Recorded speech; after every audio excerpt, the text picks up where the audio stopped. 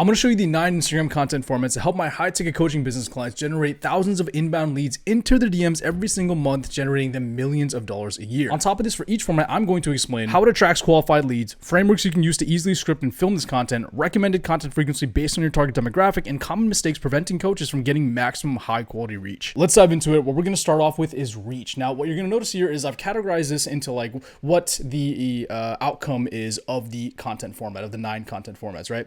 Now, the thing is, look, this is like slightly clickbaity because although if I was forced to categorize them, this is how I would do it. But like, don't deny some of these content pieces are probably going to get you reach. Some of these other content pieces, even though like this is building fans, it's also going to get you leads. It's going to build you authority depending on how you do this type of content, right? All these types of content as well. It might actually get you whatever, right? So there's a lot of like overlap, I guess you can say. But the main thing is what we're going to review is based on your demographic, the frequency that you should be posting this as well. And honestly, almost all of these, everyone should be posting and experimenting with. The top performers, the top business influencers, I guess you can say, they do a little bit of everything. The percentages are swayed depending on their demographic and what they're trying to sell. But let's get into reach as the first one, right? This is content format number 1. Okay, so reaction content. Okay, everybody knows what this is, but I do have a few examples just to show you different ways that you could do this, right? So this guy right here is reacting to, and it's kind of like a presentation, right, as well. He's reacting to some new AI prompt in some ads you could be making. It says viral AI ads right here. Okay, so what he's trying to do is he's trying to get people to comment something right here, comment crazy, so they can, DM him the prompts, right? And then he can probably pitch some service that he's offering. I would assume it's some sort of automation service, or maybe it's a digital project. I actually don't know. Digital product. Right here, the next one is from Your Rich BFF, right? Now, what she is doing is, this is, what is his name? Something Rainn Wilson or something like that, right? Now, he is a super famous actor, and he's, talking about Airbnb, and what she's going to be doing is reacting to and using his face because he's super famous and super well loved by people who love watching The Office, right? Which is like a cult classic show that Americans love to watch. I absolutely loved it. And she's going to just be like, hey, what she does is finance tips. So she's going to be like, yo, like Rainn Wilson is correct here, right? This sucks, like Airbnb, Here's a tip that you can do to try and save some money, right? So she's showing a little hack by reacting to his thing. Now, how does this attract qualified leads? So the way that this is attracting qualified leads, though, is actually pretty simple, pretty straightforward. I mean, I think we all know like where this is going here. We are borrowing attention, right? Or even like stealing attention. I made a video a while back, actually it might be private because it was for a different demographic, but all about like, when it comes to attracting it, you really want to borrow or steal attention, right? Rainn Wilson, super famous, right? And then in this guy's scenario, this AI tools, right? Like the AI is always evolving. It's always doing something special. Everyone is interested in it like crazy. So he's kind of stealing the attention of, hey, look at this new company's feature in AI and look what we can do with it. Now, the next thing that this is doing, and this is more towards the, I guess we can say probably towards like the qualified leads, is going to be tribal bonding. Okay. So this is just people complaining about the same things or just being like, hey man, this is so relatable, right? The Airbnb fees. Like, hey, I'm a finance person, so I want to save money. I don't want to spend money unnecessarily, right? I want to like pay off my debts and I want to get rich, just like my rich BFF, right? That was her name, Your Rich BFF. The last thing is going to be, it just gives you status because you are the expert that's weighing in your opinion.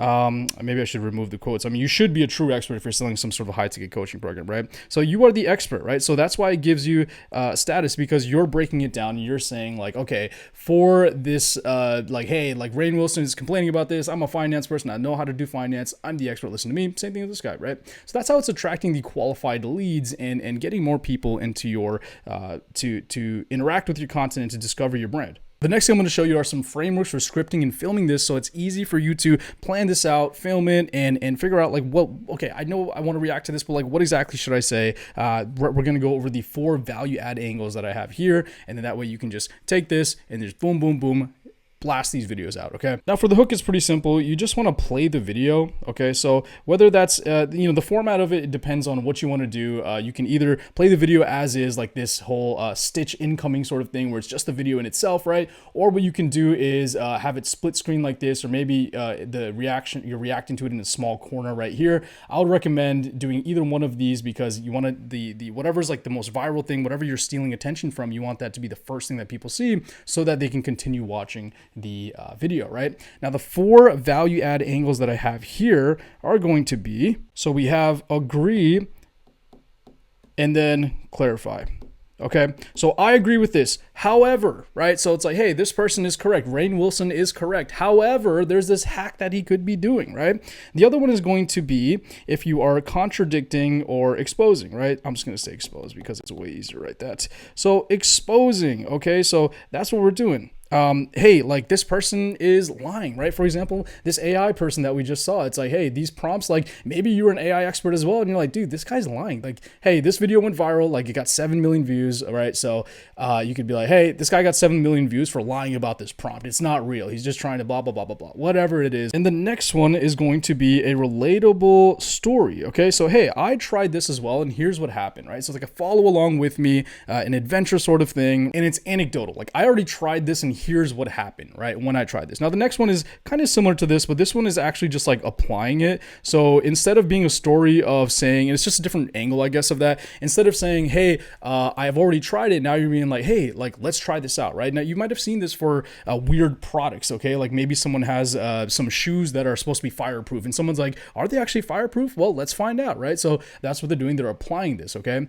Now, as far as the wrap up is simply going to be your call to action. Whatever your call to action is, whether it's you are giving them or no call to action, right? You're just telling them to follow you. I guess that is a call to action. You're just telling them to follow you, like the video, share it with someone who could use this tip, right? That's what the wrap up is going to be. We're not overcomplicating it, keeping it real simple. As far as posting frequency, if your demographic is young or more, I guess almost like B2C, then you should probably be doing it more frequently, simply because this is a content style that's just consumed often by this demographic.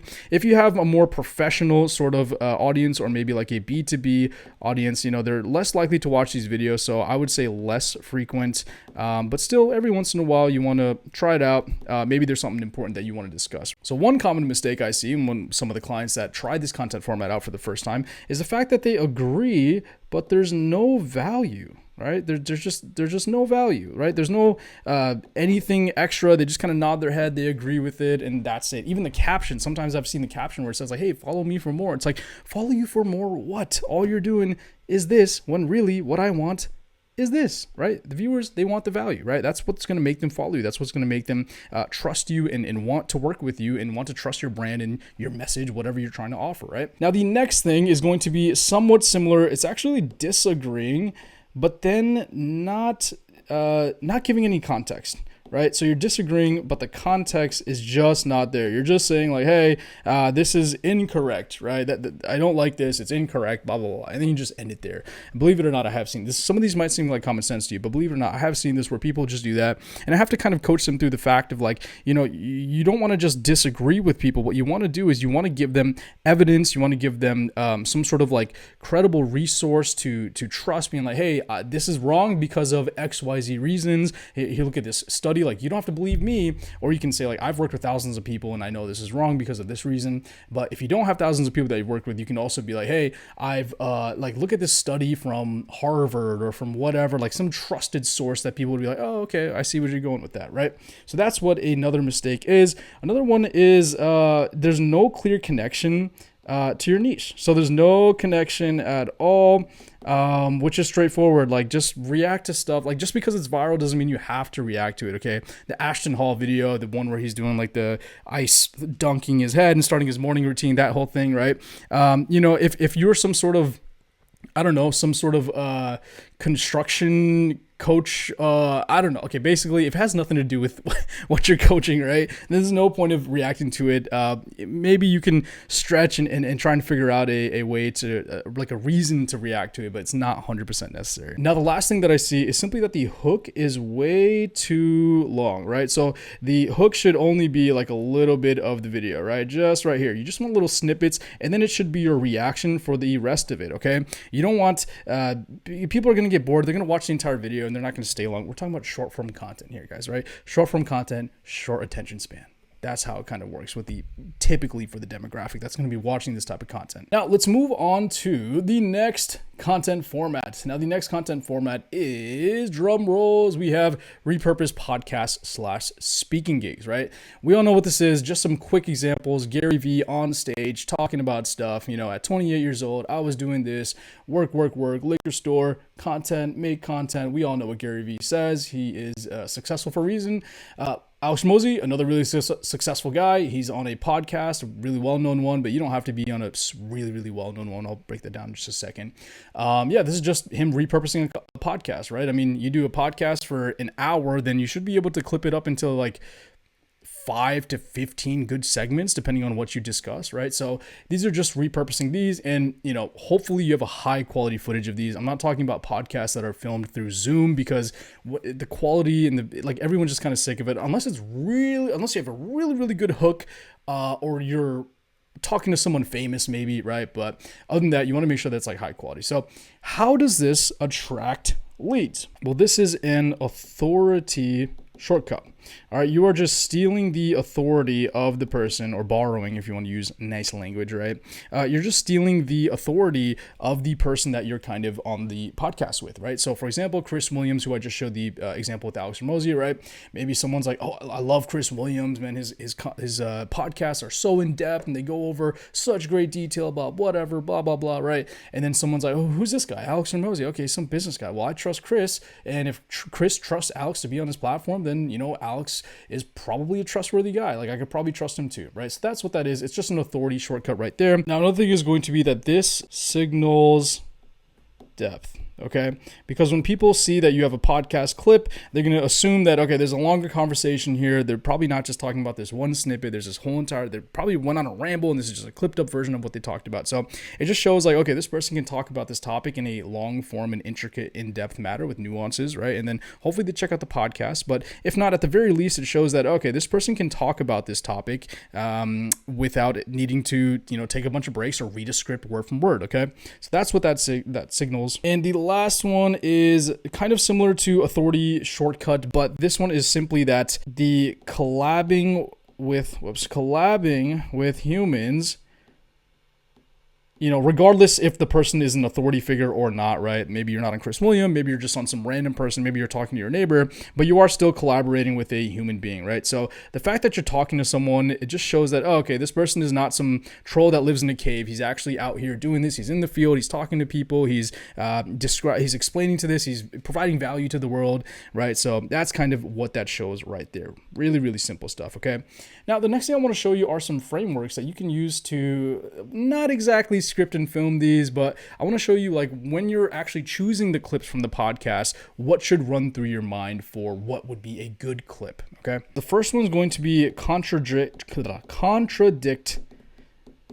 common beliefs inside of your niche. So maybe this is going to be some mainstream ideas that your niche believes, right? Hey, if you want to lose weight, you have to cut all of your junk food out. And then maybe you could come in and be like, hey, that's actually not good, because of you're going to get burnt out, and you got it. Like, it just depends on the calories. So when you work with me, with my clients, what we do is we do da-da-da-da. So that way they can eat the food they love and lose weight at the same time and get their dream physique, right? Now, the next one here is going to be a relatable story.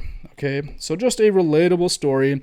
Same thing, you're sharing a personal or client story that ties directly into the transformation of your target demographic. You want to frame it so that the viewer sees themselves in the shoes of the story, right? So kind of similar to the contradiction thing that I was mentioning, where like you can definitely make a story about this. You can make a story about anything though. Now in this scenario, what's really important is for the story to be effective, you want to make sure the hook is really good. This is one of like the common mistakes, but like I'll just say it for this as well, which is like, for example, okay, if you have a hook where you're saying, I tried this tactic for my coaching business and here's what happened, right? Instead of that, you want a powerful hook. So you want to say something like, when my coaching business was stuck at 5K a month, I thought that the guarantee was the issue. However, blah, blah, blah, blah, blah, right? So you're speaking in the language of your demographic. You're making it easy for them to imagine themselves in the story themselves, because that's a common pain point, right? Like maybe you work with coaches that are stuck at 5K a month and you're like, I'm going to help you get through that barrier. Okay. The next one is application. So how can your demographic benefit from this? What specifically can they do, right? So if we're talking about, the YouTube and Instagram funnel, which is what I help my clients with, it could be like, well, hey, okay, so let's say I work specifically with health coaches, right? One of my clients is a health coach. In the podcast, hopefully the host asks you this question in a way where you can answer back, where it's like, if you're a health coach and you're stuck at 5K a month, this is the YouTube and Instagram content funnel that we use to right?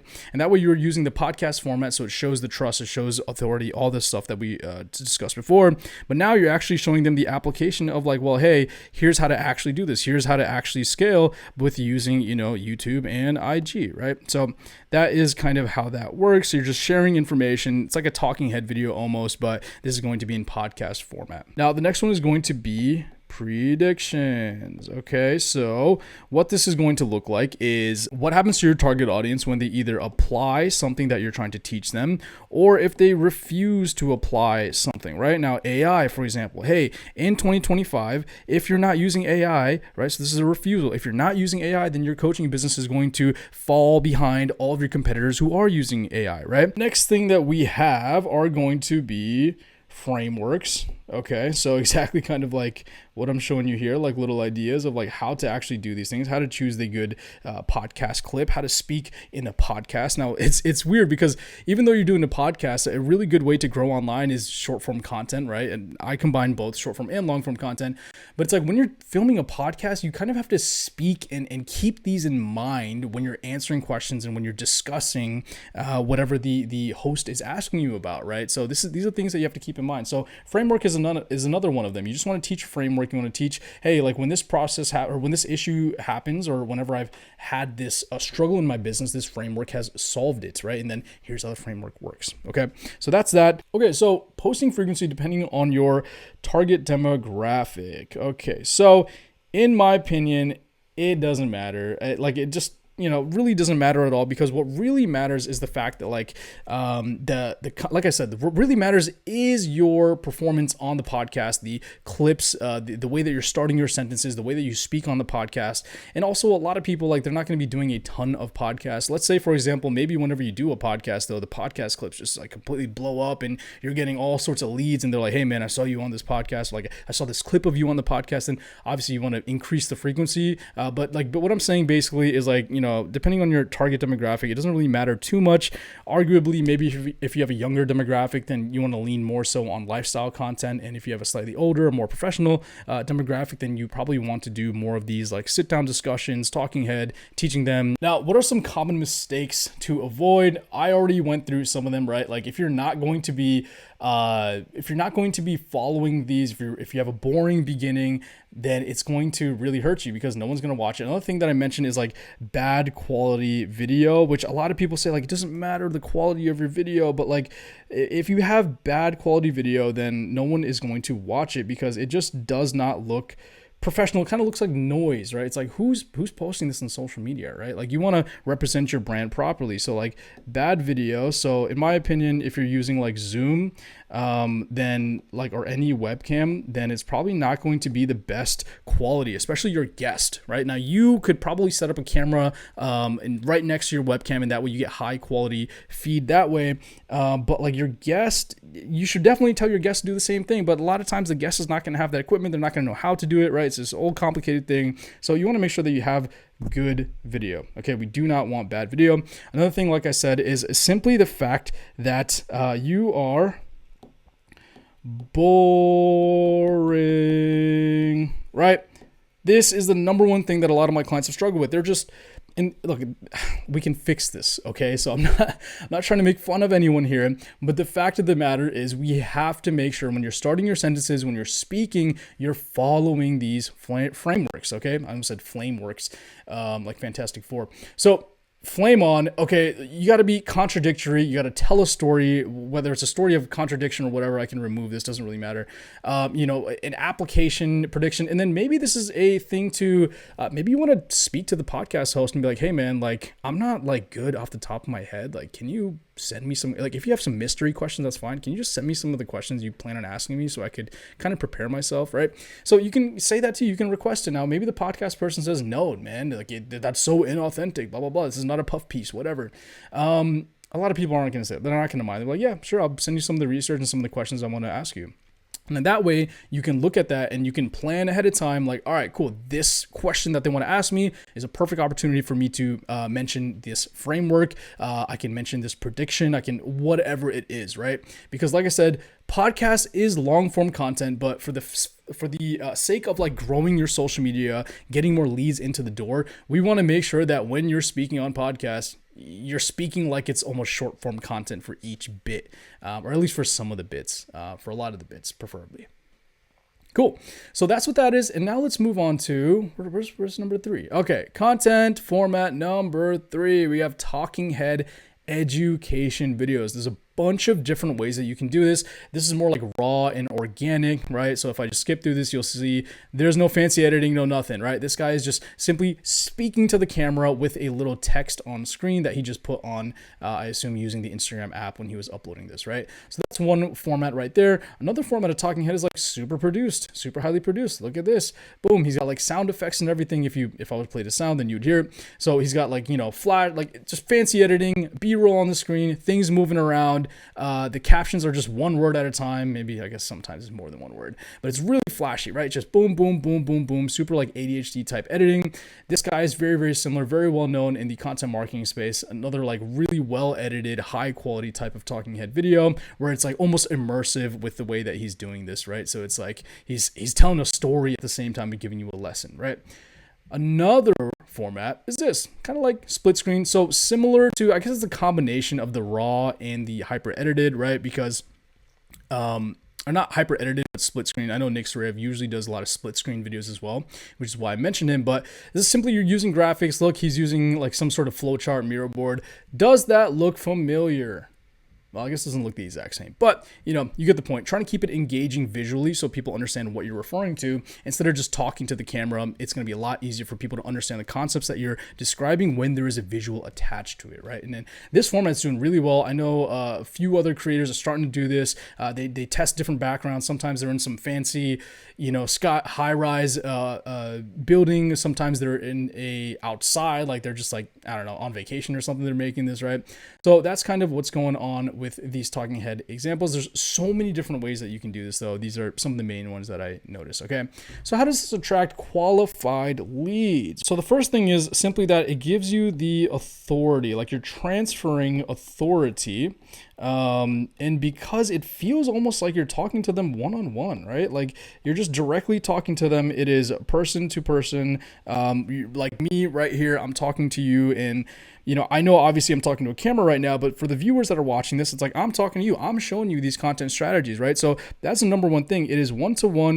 This is supposed to be people right here, by the way, smiley faces, right? So you're one-to-one. It feels like you're directly mentoring someone, directly coaching someone, directly teaching someone. So it has that aspect to it. Another thing is like it allows you to just have trust through clarity, meaning, you don't really need to depend on an article or a trending event or someone else's content to react to it. You're just kind of from scratch. Like you're saying like, hey, like here's this thing that's going on right now. Like here's me breaking it down and explaining it to you in a way that's simple to understand and for you to easily digest and apply it for your own use. Another thing is parasocial trust. Okay, so this is similar to like the authority transfer, right? You're just talking to someone one-on-one. one. You have that, and this is why a lot of Twitch streamers, a lot of live streamers are getting super famous right now, because people want the authenticity. They want to feel like, man, I am in this stream with them. I can comment and I can do that. Obviously, in short form content, it's not live, so you can't be commenting and reacting to people and kind of engaging with them live, but it does build the parasocial trust, because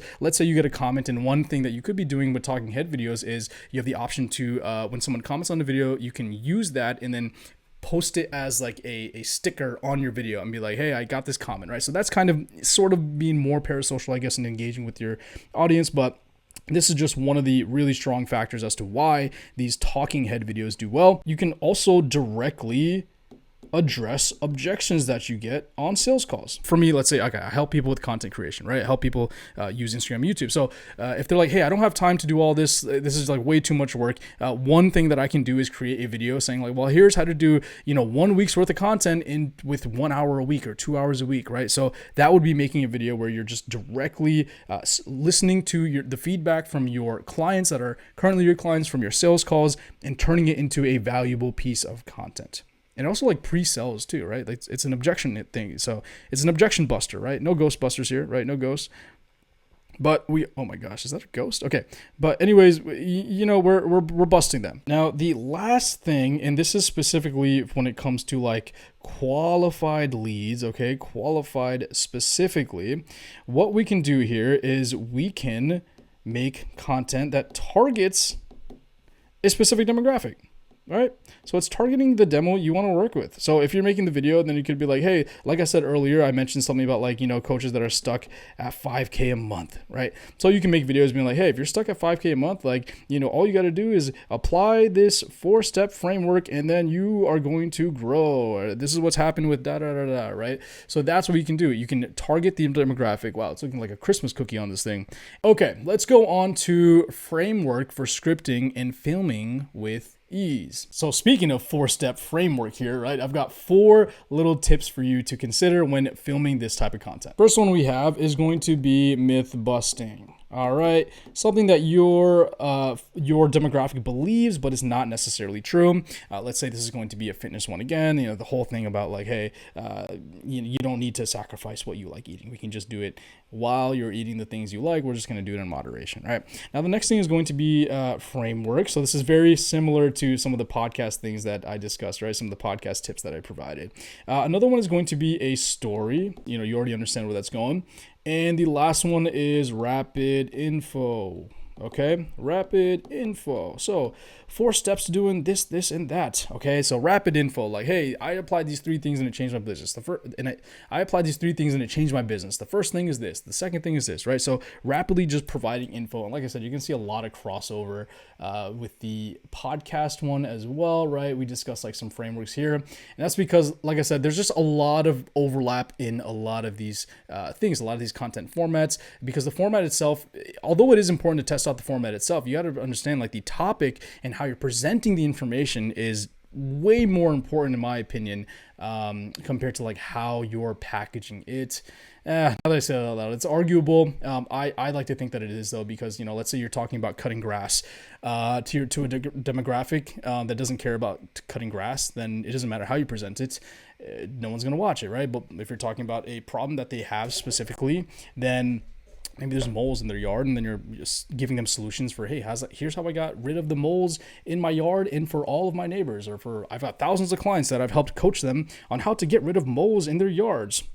You get the point, I hope. Okay. As far as posting frequency, you want to do these as often as you can, okay? Because these are kind of like the bread and butter when it comes to teaching people how to do things, when it comes to generating leads, providing your expertise. This is like the foundation of a content strategy, making sure that you're able to do talking head videos and build that trust. My clients who are the most successful do these as often as possible. The only nuance here is if there's another content format that's absolutely crushing it for you and bringing in leads like crazy, then you want to double down on those. But for the most part, you want to do the talking head videos as often as possible.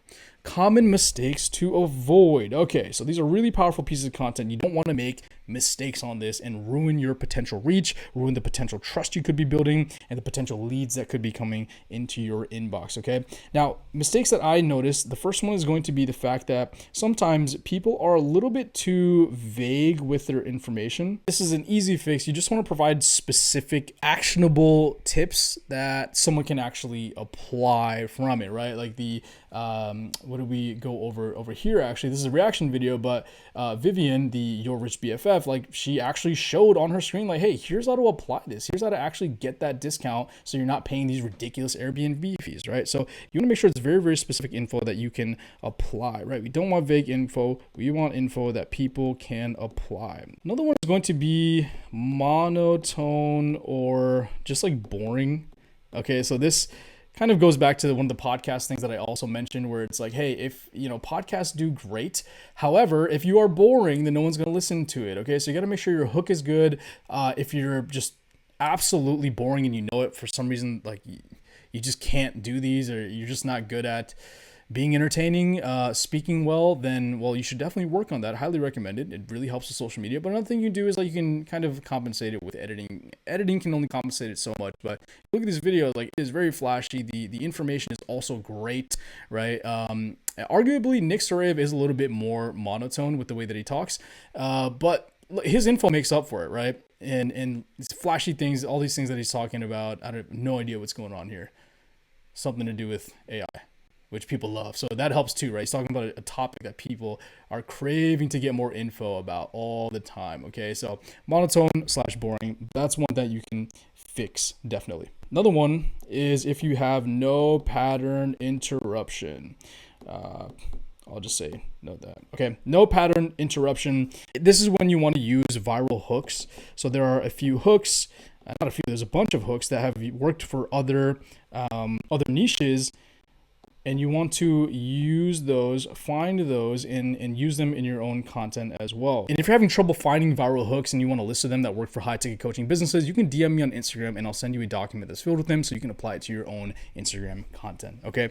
So next thing, the last thing right here for common mistakes is going to be just mentioning the issue, but not providing a solution. Okay, so solution. Okay, so it kind of turns into a this is like similar to vague info. Okay, where it's like, hey, here's an issue that I've noticed in the coaching space. Like Facebook is not working anymore. It's crazy. Meta, you have to fix this, right?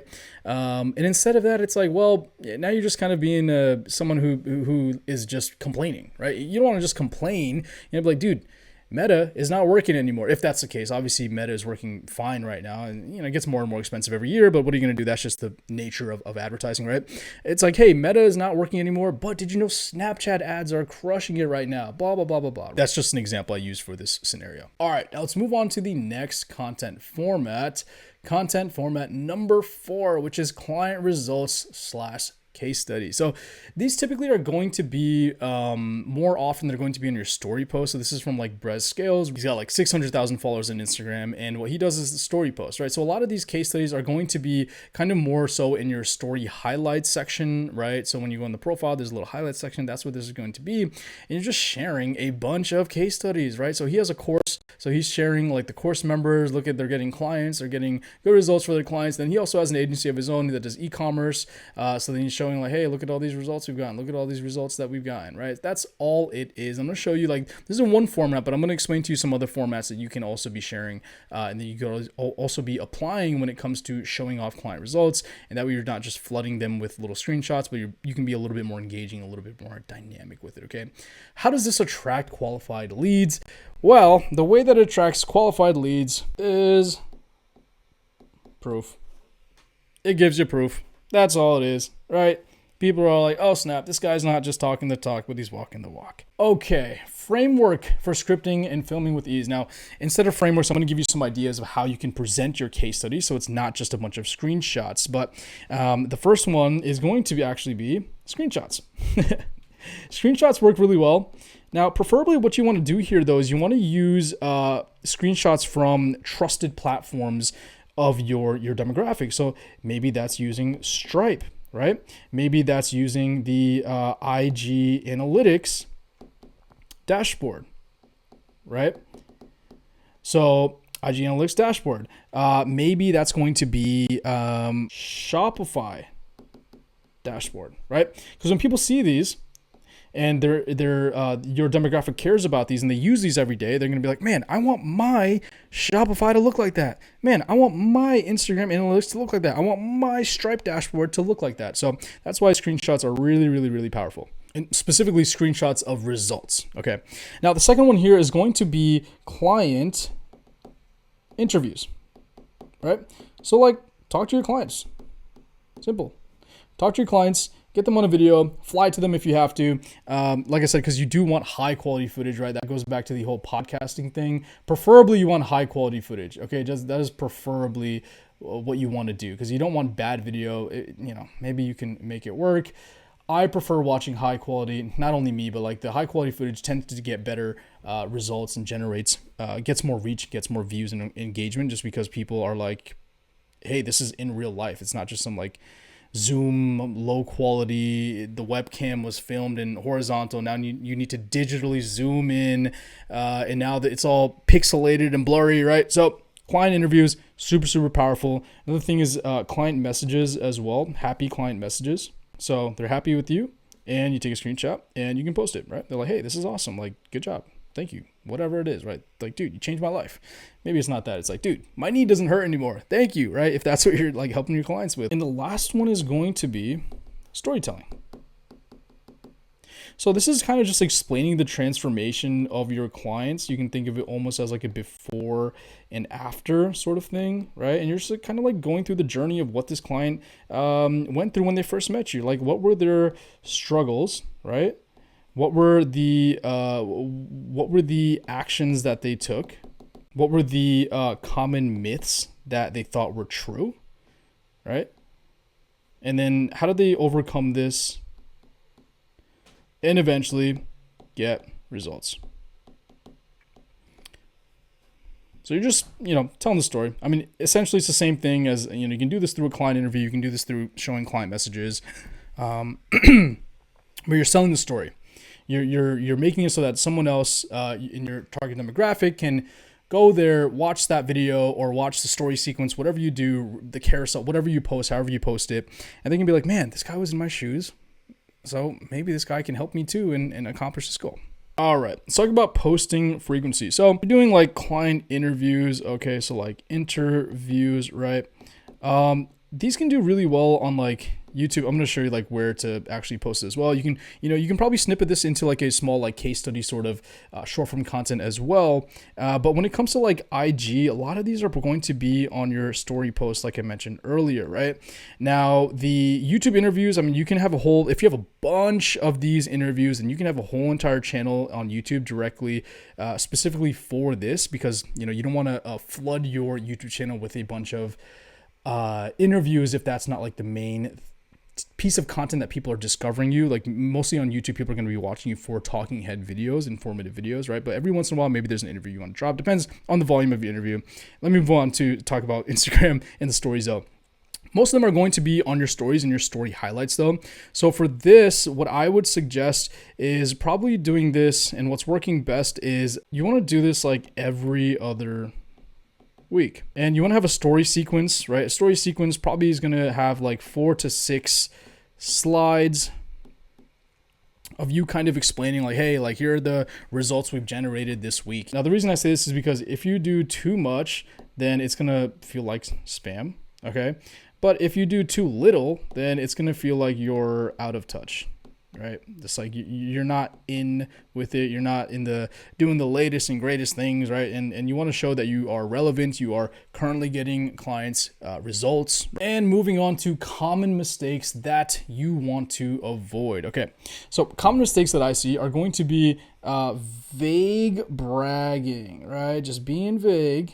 So this can look like congrats, Bob lost 50 pounds, right? So that's like pretty vague. Obviously, he accomplished some sort of transformation, but a more powerful way to say this would be like, Bob reached his fitness goals of losing 50 pounds in 12 months without sacrificing the foods that he loves by following my XYZ protocol. Okay, so that's kind of one thing that you can do, right? So that way it's not vague. We don't want to be vague. We want to tell a story. We want to make it like we're selling. We're always selling the thing, the piece of content, the next step, right? So that way at the end, you can be like, if you also want to, like the last slide, because I mentioned here, there's going to be, 4 to 6 slides, right? So that way, the last slide can be like, if you don't want to sacrifice the food that you love and you want to lose weight, then DM me. Another thing you want to avoid is taking too much credit.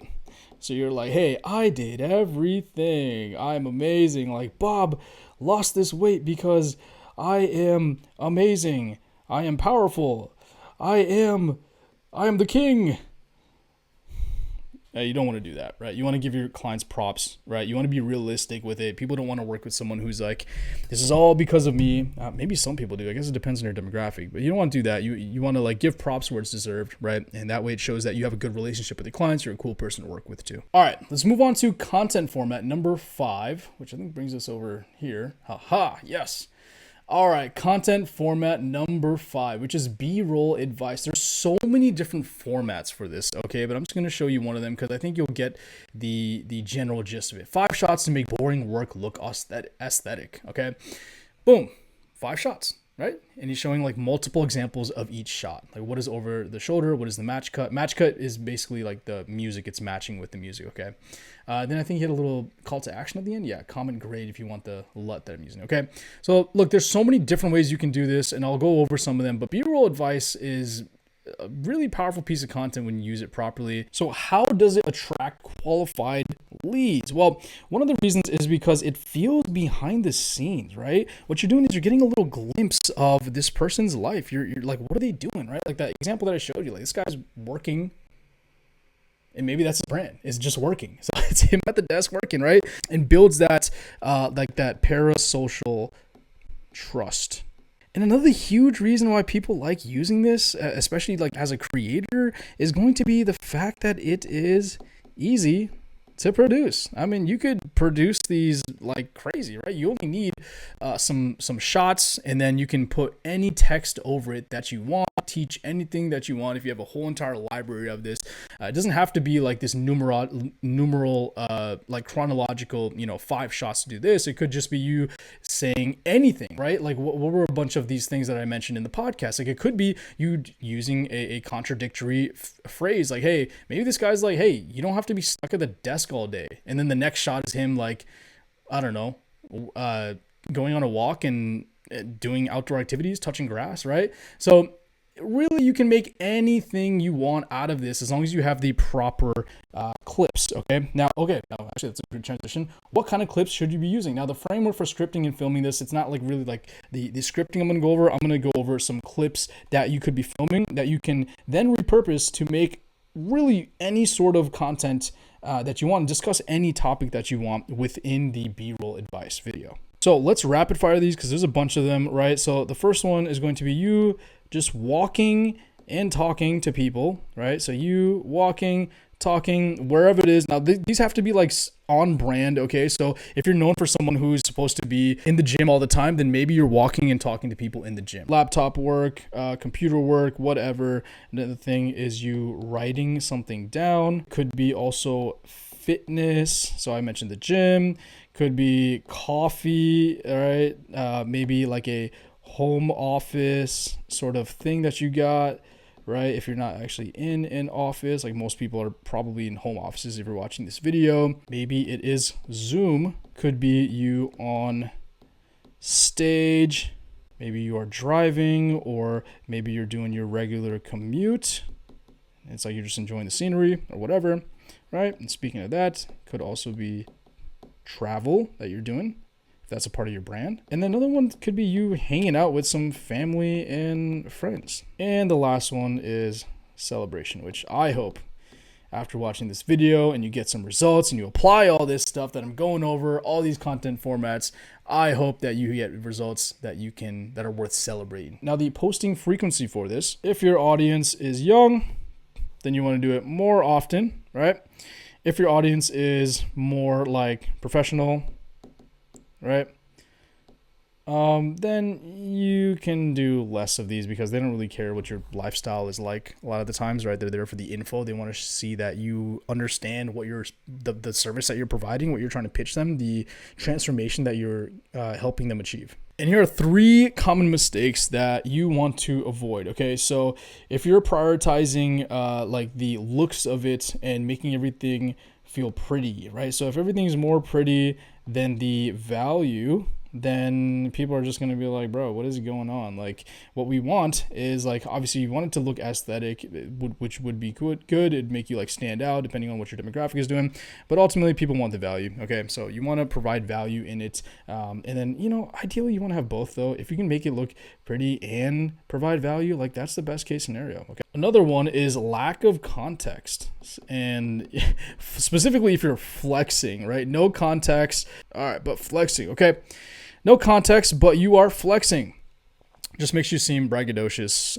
Now, like I said, maybe your demographic really likes that, right? But a lot of high ticket coaches, a lot of people are sick of online gurus and online coaches. So like you want to have context. You want to provide value instead of just being like, dude, look at my G-Wagon. All right. Look at my Mercedes. Look at my high-rise apartment. And then the last one is going to be generic B-roll. So if you're just using the same B-roll over and over and over again, you're just cycling through. Eventually people are going to get sick of it. Like your viewers are going to be like, dude, I've already seen this like 1 billion times, right? So it's kind of a catch-22. It's like, okay, this is really easy to make, but at the same time, you want to make sure that you're staying unique, you're staying new, you're doing something fresh. You're always accomplishing something in the business or traveling somewhere to celebrate a new milestone in the business, or at least that's for like me, since I'm helping business owners, achieve greater heights in their revenue and get more leads in their business. But for you, if you're doing like fitness or diet or health or whatever it is, right, sharing that, you're maybe doing more processes, maybe you're doing like in-person events, working with people one-on-one, stuff like that, right? So you don't want just generic B-roll and just repeating the same B-roll over and over again. You want to try and have some uniqueness to it. And that's why I was mentioning earlier, like ideally you could have both, pretty content and valuable content, and that way you're not going to be generic anymore. Instead, it's going to be pretty high quality stuff, right? This is like the key. So let's move on to format number 6, which is going to be skits/roleplay. Now, don't leave the video yet. Don't leave the video thinking like, oh my gosh, this guy's going to make me do some, I'm not an actor. You want me to do some like acting on camera and stuff? No, not necessarily, okay? I'll go over this. So this is one example. This is just a salesperson. So I think she offers like sales coaching, and she's saying like, this is like a relatable moment. She's like, this is what it's like waiting for clients. I think she's getting sent to voicemail back to back, right? So I think that's what's happening in this video. And again, we have your rich BFF, Vivian. She's great with content, which is why I don't even know how many followers she has, like 5 million, I think. 3 million. Okay, 3.7 million, I believe, right? Now this is a skit. And she has a funny little fake mustache on, 2 little mustaches. Like, you don't have to do this, okay? I'm gonna go over some other things that you can try out. But this is important. Another thing could be like just memes as well. It doesn't have to be like this. It could just be little memes of you. Let's say again for fitness. Let's say like you're in the squat rack, and then someone is like behind you when you're trying to move the squats back, or when you're trying to move back a little bit to do your thing. So now it's like, well, if I start my squats now, it's gonna be kind of awkward because this dude's right behind me and my butt's going to be all up in their area, because as I'm squatting down, it's going to look weird, right? So maybe that's like a little skit or a role play of what you're doing here. So, okay, so I kind of already went into it, but like, how does this attract qualified leads? So the reason that this attracts qualified leads, a few more reasons at least, is just the relatability. And it feels like, man, this person is one of us, right? So it's that community feeling, it's that like tribe feeling, like, hey, this person gets us, they're one of us, right? So it's the whole like one of us. That's really what it is. That's like the main thing that we're kind of going here when it comes to doing the skits and the role play, right? And what we have here are 4 little tidbits for the frameworks for scripting and filming. So like I mentioned before, one of them can be everyday scenarios. Okay, relatable scenarios, what you guys go through that are frustrating, that's annoying, just like, you guys are coping together. Okay, that's what it is. It's community coping. Okay, that's what that is. It's everyday scenarios where you're like, man, this sucks, but hey, we can laugh about it. Another is wrong versus right. So wrong versus right. I've really got to get a handwriting freaking automatic, like an AI handwriting fixer, whatever it's called. So like if you're doing one of these, right, you having 2 characters, one of them is right, one of them is wrong, and you guys are going back and forth arguing about something, but ultimately conclude that, hey, this is the right way of doing it, right? Or maybe you're showing someone like, hey man, you're wrong, and then the other character is teaching them, right? So that's what that is. Another one of these is going to be trend driven. So maybe there's some sort of like, so maybe there's something trending, some viral video of someone doing something like Ashton Hall thing with him, his morning routine, right? Let's say you're like a productivity expert. What you could be doing is being like, put on a costume and put on, I don't know, I think he had a nose strip on, and I think he had like he's a muscular guy. Maybe you want to draw muscles on you or put on a bodysuit or something, right? So you want to do all that and then pretend like you're him, have like the water set up and all that, and be like, hey, like, let me show you the real hack to productivity. And another one is going to be internal dialogue.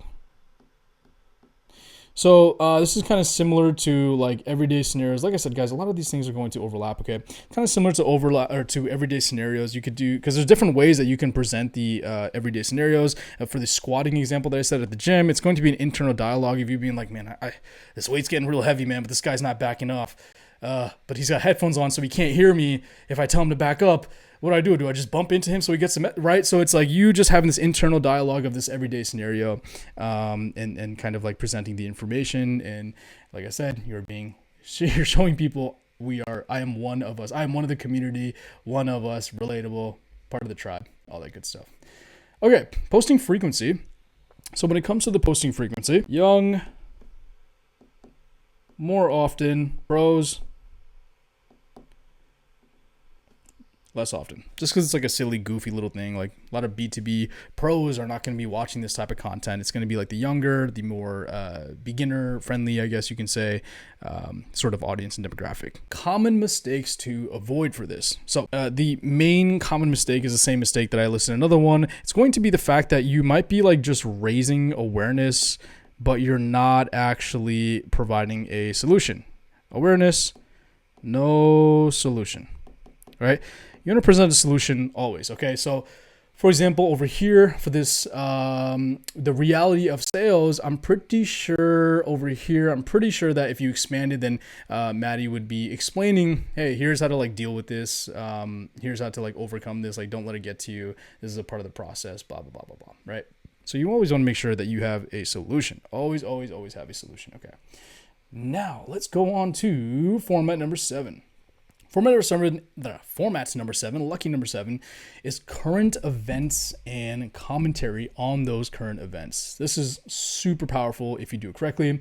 I have one example of Alex Hormozi reacting to the Sydney Sweeney bath soap thing. And this is, he's all about marketing, right? Whoops, weird time to zoom in there. So he's all about marketing. So he's explaining like, this is a really good marketing play. Like here's, some of the lessons that you can take and apply to your own business or stuff like that, right? And then I already showed this video, but this is also a current event, right? So this is like the latest AI stuff, right? He's saying like, hey, like this new tool came out. Here's this new, or this prompt just got leaked, right? This sounds exciting the way that he's framing it. If you want all of these prompts that were just leaked, comment prompts, and then I'll send it to you, right? So that's that. Now, how does this attract qualified leads? I mean, obviously we are just going to be hijacking attention, right? That's huge. People are already interested in it. So what we're going to be doing is just stealing the attention that's already there. Another thing is going to be, it's positioning you as a strategist, because it's not just you reacting to it, right? It's you actually providing info. And then, like I said, hopefully people can apply this info, and you're giving them information that be like, hey, like Sydney Sweeney just did this. Like what you should do in your business is take the same page from their playbook and apply it this way for your business. And the last thing is, it gives the feeling of trust, because qualified leads will see that you are on top of the trends, right? So trust because you're on top of the trends, you're on top of the latest and greatest techniques, you're up to date with everything. So a few frameworks here for you. Start with a really simple one, okay? So a really simple one is going to be there's news, provide a lesson, and then give a call to action. The second one is going to be trend comparison. Last year, this happened. Right? This year, this is happening. All right, so just comparing the trends, AI, this is huge, right? For example, like the Will Smith eating the spaghetti video. It's like, hey, last year, the spaghetti eating video of Will Smith that was AI generated looked like this, but this year, it's looking like this. Isn't that crazy? Then we have pop culture analogy. So the Sydney Sweeney thing is a perfect example of that. She was going super popular for that ad. And so like just analyzing that and then providing like actionable tips, like I said. Another one, really common one, I've said this multiple times in the video, is simply myth busting.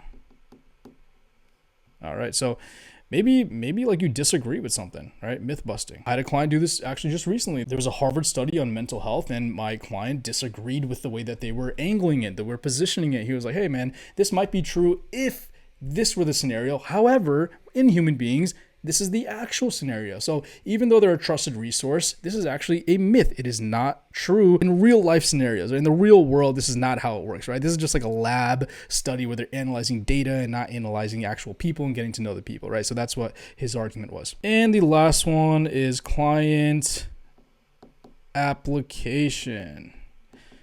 Now, in my opinion, this has got to be for like absolutely everything.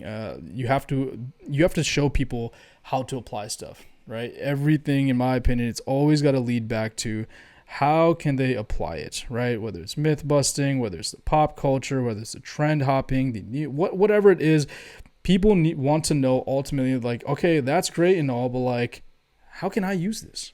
How can I make money from this? How can I get my dream body from this? How can I fix my knee? How can I improve my mental health? So let's go over the posting frequency for this. Do this as needed, as long as you're maintaining high quality information and not seeming like someone who's trying to ride a trend and really stretching the comparison.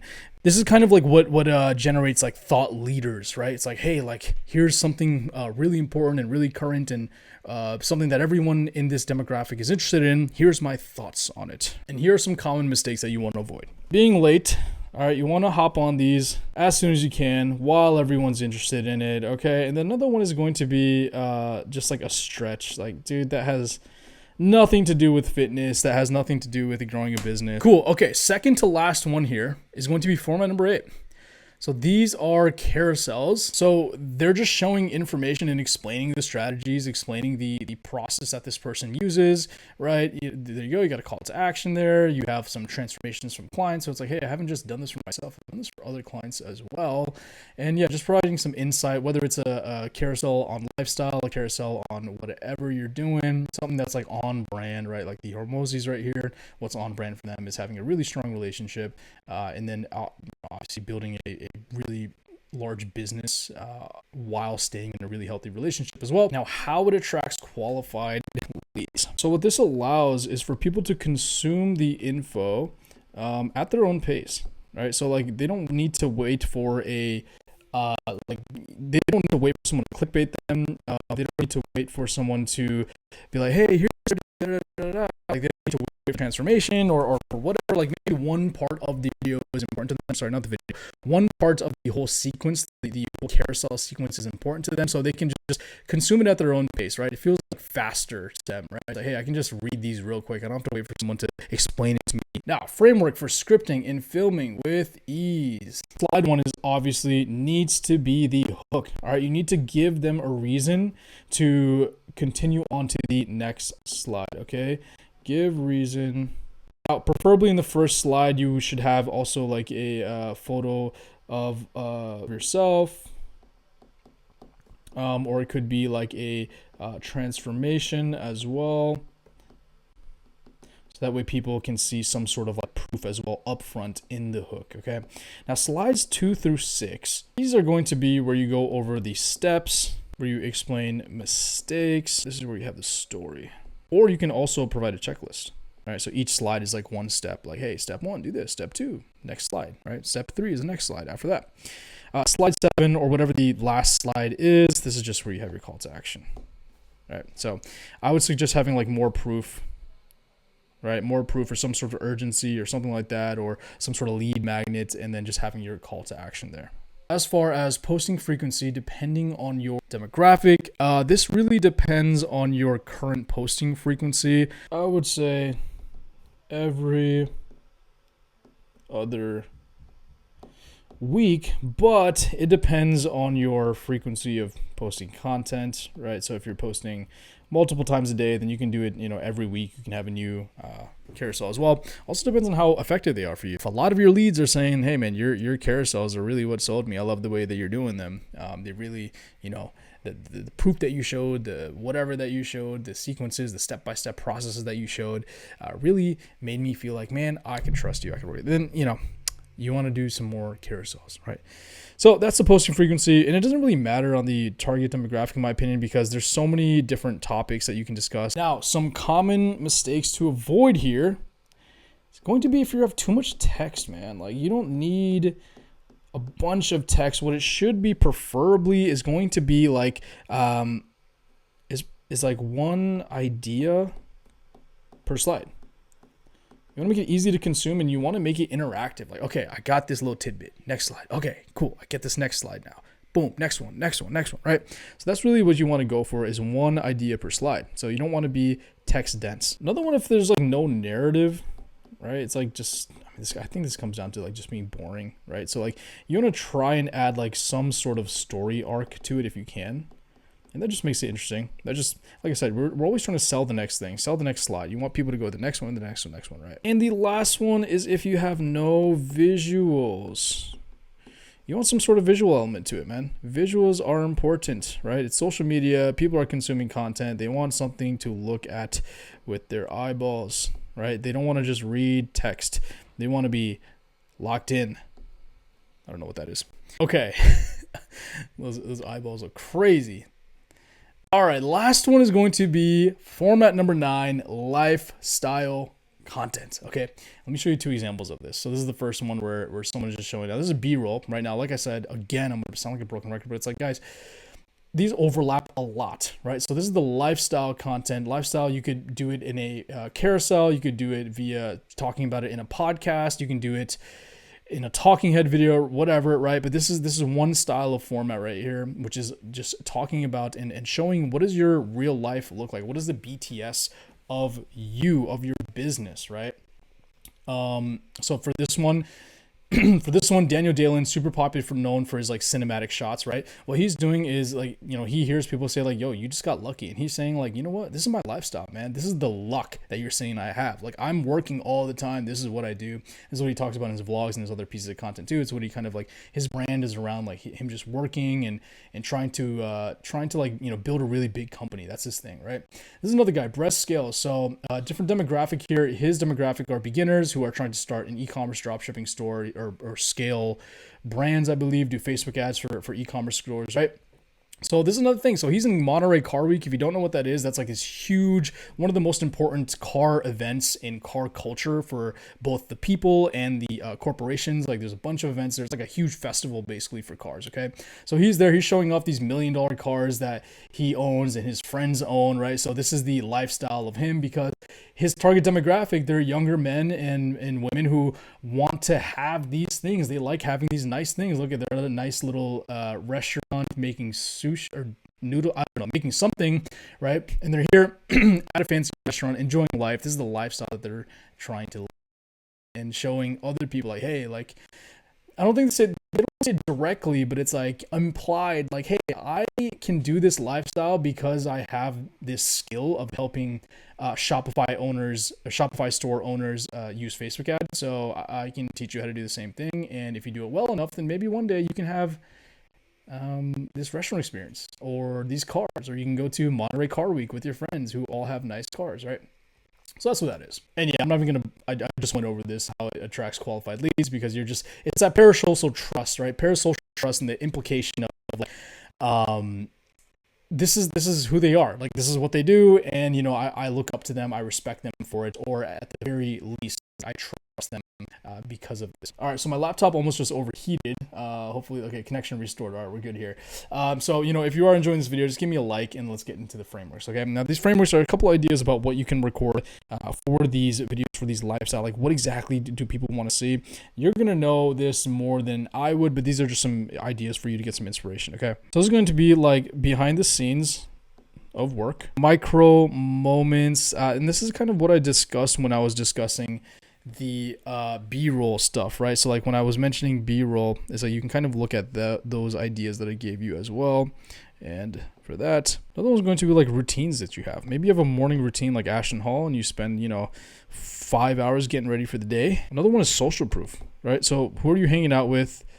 Like behind the scenes, who do you hang out with? Maybe you're doing some events, maybe you're doing speaking stuff, masterminds, whatever it is, and then personal life as well. So aside from the business, aside from helping your clients, what are you doing? What are some of your hobbies that are maybe like unrelated to your business? Okay, you don't want to do this too much, but it's nice to like sprinkle it in here and there so people can see that you're an actual human being. You have like interests other than just your business. And the last one is you walking the walk. Okay, so you know, if you're helping clients with their Facebook ads, maybe you want to show a little bit of kind of like, hey, here's me setting up a Facebook ad campaign for a new client, right? As far as posting frequency, you know, it's the same as usual. If you've got a younger audience, more like B2C, then you probably want to do this more frequently. If you have a more like B2B or more like a professional kind of audience, then you probably don't have to do these too often. You know, professionals don't really care about what you're flexing and kind of like your lifestyle. A lot of the times they're going to care more about the information, more about the actionable steps you're providing them, and also just proving, that you know what you're doing, so that you can provide a service to them and help them accomplish their goals. The only common mistakes I can think of this one is if you're just like oversharing. So if you're oversharing things that don't really matter, then it can become a distraction from your brand, right? Like, you know, the Hormozis, what I showed you earlier in the previous content format is they made a slide, a carousel about the relationship. Now they have nothing to do with relationships, right? They're not relationship coaches at all. So you might think, so if they're just constantly, if every single video all of a sudden turns into like, hey, here's my wife doing this, here's my wife doing that, like here's my husband doing this, here's what we do in these scenarios in a relationship, that scenario in a relationship, then it doesn't really matter. It's kind of a distraction from the brand. Their brand is all about how to operate a business, how to